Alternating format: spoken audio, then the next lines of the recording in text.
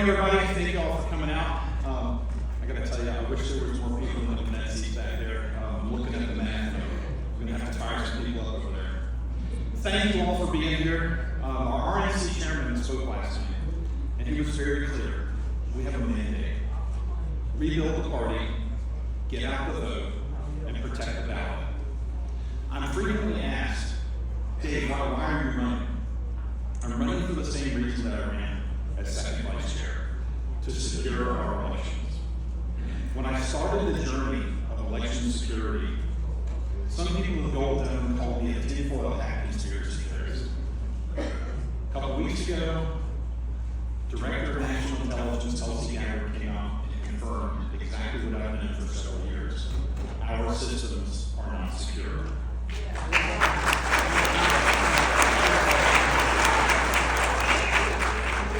The problem is, we're still using the same machines because our chairman did not make election security a priority this year. President Trump set a clear signal when he signed Executive Order 14248 to require the use of paper ballots counted in public. But we couldn't get the election laws passed because the legislative agenda for the Georgia GOP went out 22 days late into the session after it had already started. We had no organized citizen lobbying down there. I mean, what happened? John Burns killed the bill on the last day, House Bill 397. We failed President Trump this year in the Georgia legislature. I will not fail him as your chairman.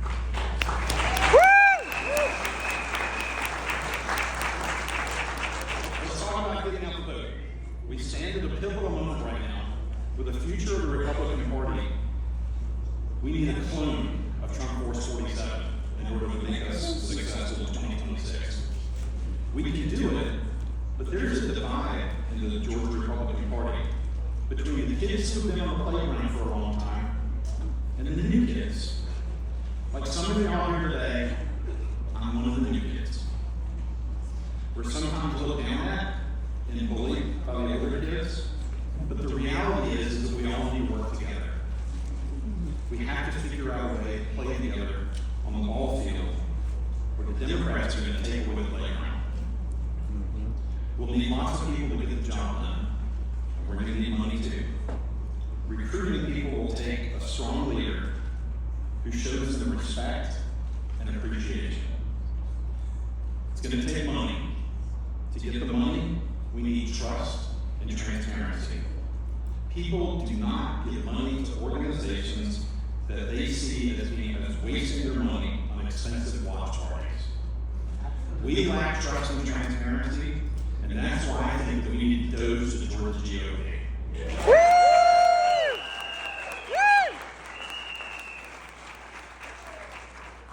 Because transparency is the engine that drives donations. We need to grow the Republican Party. When Donald Trump got involved in running for president, he said he was running. Why? Because he said our country is terribly mismanaged. He saw wasted money and the rule of law being ignored. He saw his country in decline. I see the same pattern happening at the Georgia GOP. The more I look, the more waste and bad decisions I see. But we can fix it. The party in some counties around the state has become about retaining power and control over a dwindling kingdom. The county parties should be the instrument of the people to deliver our conservative values. President Trump is a businessman who fired the career politicians, and he's doing more of it right now. The best way to rebuild this party is to do the same thing and put a business person in charge who knows how to leverage teams and how to build the organization. We need to stop wasting money, or else we will never hear the end of people saying, I only give to the candidate and not to the party. We have to deliver trust, and we have to deliver value. If we build an organization that shows gratitude, respect, and transparency, we will not only retain our current members, but we will grow exponentially. and we will fill those seats in Gwinnett County.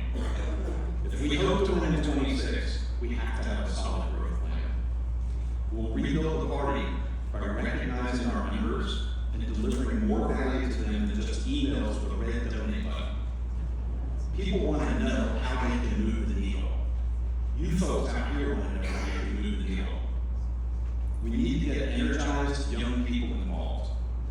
I'm going to create a scholarship program to make it so that young Republicans can participate and we can help defray the costs so that they can come to our state convention. They have a choice in June between going to the beach with their friends or going to a political convention and hanging out with a bunch of over 50s. If I was them, I would choose the beach. But I'm going to make it so they don't have to make a choice. There are Asian, Hispanic, and Black Republicans all over the place popping up and want to save their country. We should bring them to the table. Let's talk about broken promises, and I'll wrap things up. The character of a man is revealed by if he keeps his word. The chairman made a lot of promises in his 7 minutes video. He failed to deliver on his promise to correct the corporation issue. He failed in his promise to deliver training programs for effective lobbying.